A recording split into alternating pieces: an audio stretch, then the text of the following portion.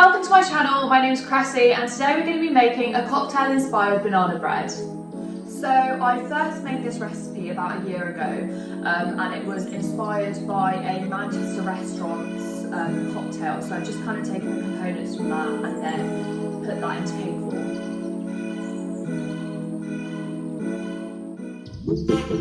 This recipe makes 2 loaves, so just half the recipe if only one is needed. If you have any leftover syrup, feel free to store in the fridge and use it in other similar recipes or cocktails. Start by pouring the spices and orange juice into 50 ml of water and then simmer on a low heat until the syrup is reduced.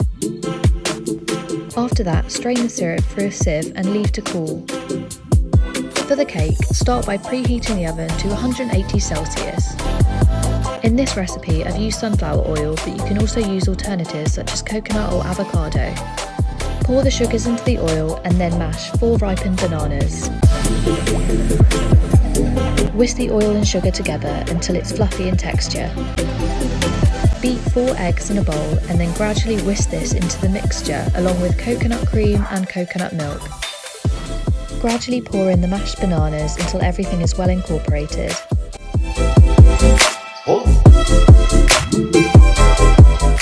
Sieve the flour into another bowl to avoid any lumps. Add the zest of an orange, baking powder and ground spices into this. Mix the flour and then sieve into the mixture along with desiccated coconut. Fold the mixture until it is well combined. Pour the mixture into tins lined with grease-free paper and then put into a preheated oven and bake for about 50 minutes. Whilst they're baking, slice 2 bananas lengthwise and halfway through baking, place them on top of the loaves. For the banana coladas, pour 2 shots of spiced rum, some coconut cream and a shot of the spiced syrup over a small handful of ice. Blend in a NutriBullet or blender until the mixture is smooth.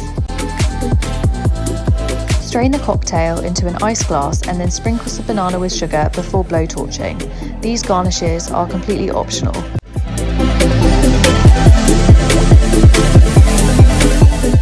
Once the loaves are done, poke them halfway with a skewer and brush with a mixture of the spiced syrup and spiced rum.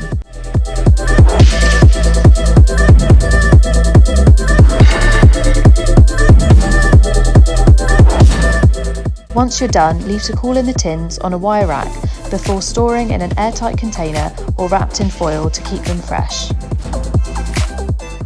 Oh, this cake is absolutely wonderful. Thanks so much. Wow. Which brings today's video to a wrap. Thanks for watching and make sure to like, share and subscribe.